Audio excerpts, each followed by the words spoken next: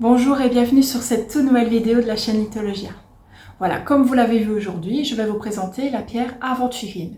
Alors moi personnellement, j'ai une aventurine verte, mais il faut savoir qu'il en existe de plusieurs couleurs. Mais voilà, aujourd'hui je vais vous présenter l'aventurine verte. Mais il faut savoir que les vertus que je vais vous donner généralement se ressemblent avec les autres aventurines. Donc je vais vous montrer tout de suite celle que j'ai en ma possession.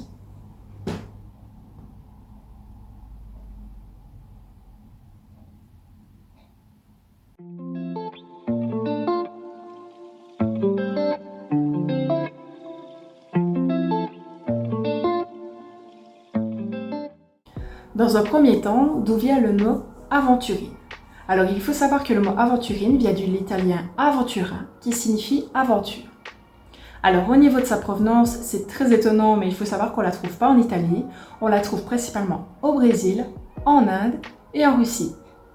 Alors au niveau de sa couleur, comme je vous l'ai dit, il y en a énormément. Voilà, moi celle que je vous ai montrée évidemment, c'est une verte.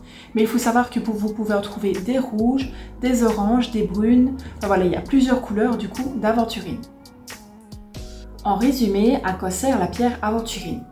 Il faut savoir qu'on va énormément la qualifier en tant que pierre d'ouverture du cœur par excellence.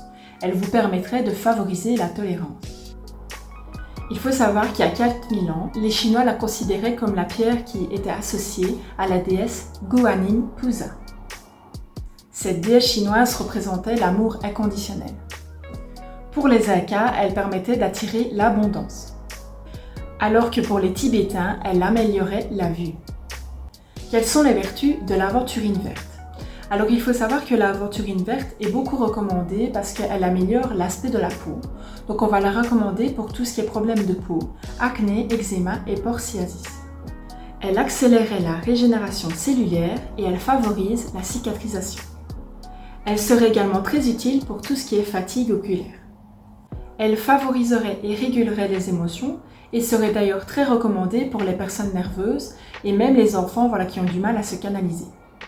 Elle stimulerait la créativité et l'imaginaire et serait très utile pour les artistes parce qu'elle permet d'éviter le syndrome de la page blanche.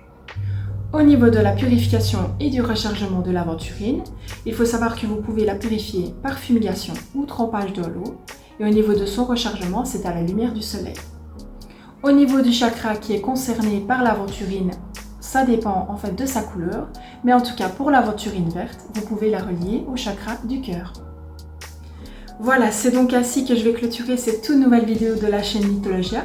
J'espère qu'elle vous aura plu. Merci à toutes les personnes qui s'abonnent de jour en jour, ça me fait extrêmement plaisir. Pour celles et ceux qui ne l'ont pas encore fait, je vous invite vraiment à le faire. Je publie une vidéo chaque mardi, donc toutes les semaines. Je vous invite également à liker la vidéo si vous l'avez appréciée parce que ça me donne de la force et ça me permet d'avoir plus de visibilité sur YouTube. Si vous pouvez la commenter également pour me donner votre avis, ça me fera plaisir de vous lire. Vous pouvez également nous retrouver sur d'autres réseaux sociaux, entre autres sur TikTok et sur Instagram, vous avez tout dans la description. Voilà, en tout cas, je vous souhaite une bonne semaine et bon courage pour ce qui va arriver ici dans la semaine, on ne sait pas. Donc voilà, plein de courage à vous. On se retrouve mardi prochain et surtout, restez précieux.